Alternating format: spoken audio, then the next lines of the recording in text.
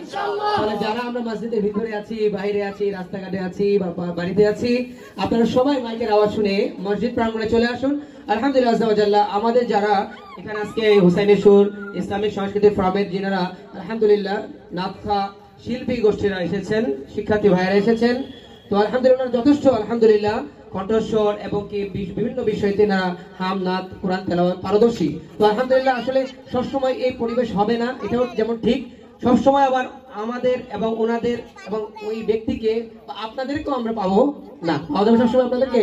আপনারা ব্যস্ত মানুষ, চাকরি করেন, ব্যবসা বাণিজ্য করেন, পড়াশোনা করেন, আমরাও বিভিন্ন জায়গায় পড়াশোনা করি এবং কর্মজীবী আমরা। তো ইনশাআল্লাহ তাআলা আজকে যে মুহূর্তটা আমাদের এই সিয়াম সাধনার মাস ও দোয়া মাফতার মাহফিল ইস্তার মরলপাড়া জামে মসজিদের উদ্যোগে যে আমাদের আজকের এই রমাদানুল কারীমের সর্বশেষ মুহূর্তে আমাদেরকে যে সুন্দর একটা পরিবেশ, সুন্দর একটা আলোচনা, সুন্দর একটা নাতে মুস্তাফার যে আয়োজনটুকু সুযোগ করে দিলেন, এই জন্য আমরা কমিটি বৃন্দকে এলাকাবাসীর মোবারকবাদ জানাই, সাথে সাথে আপনাদেরকে মোবারক জানাই যে আপনারা আছেন বিনা আমরা কিছু আনন্দের সাথে বলতে পারছি, বলে আলহামদুলিল্লাহ।